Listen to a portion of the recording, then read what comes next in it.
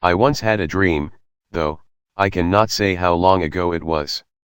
This dream was set at night and I was out in a field looking at the sky. I saw lights of aircraft flying over at a high altitude.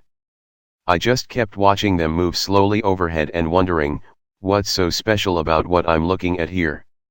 At first, I believed they could have been unidentified flying objects or UFOs, but, the more I looked, I realized they had navigation lights that were exactly like our airplanes, so I dismissed that possibility.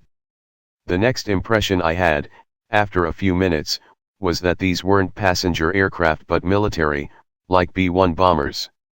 You knew they were planning something but you didn't want to believe the inevitable outcome. Whether or not this next part of my dream happened the same night I'm not sure, but in the distance, I saw flashes of light and the distinctive mushroom cloud. You knew the Russians had launched a preemptive first strike initiative against the United States. I felt I was seeing the end of the world and our country from out in the middle of nowhere. By my own memory, this dream could have been in 2006 or 2007. I know now that with Iran having nuclear weapons and North Korea, it's only a matter of time before we are wiped off the map. The Democrats just bury their heads in the sand, thinking that won't ever happen. Boy, I can see why Donald Trump is being bashed and put down every second, because he's the only one who sees what's happening in this country. Americans have this sad idea that we are still the great nation we used to be.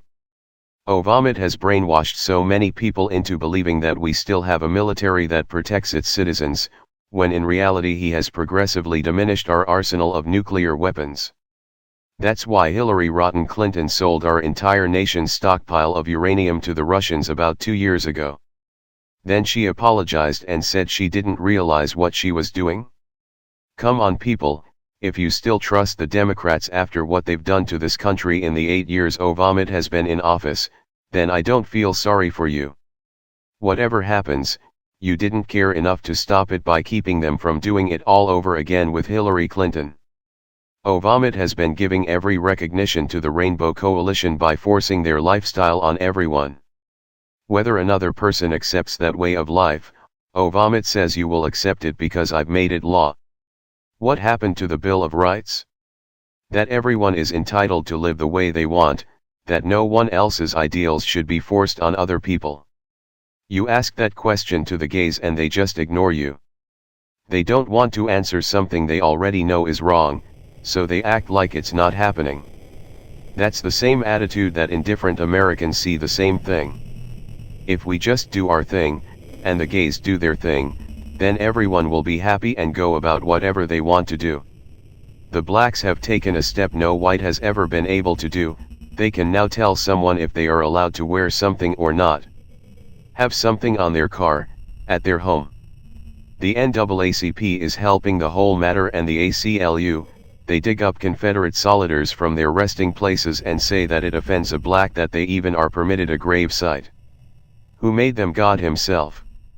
If Black lives matter, then white lives matter. Then Latino lives matter. It's not just about blacks having absolute power to dictate, subjugate, allocate whatever suits them. If a nuclear war doesn't come in the next 5 years, only a miracle will happen to stop it.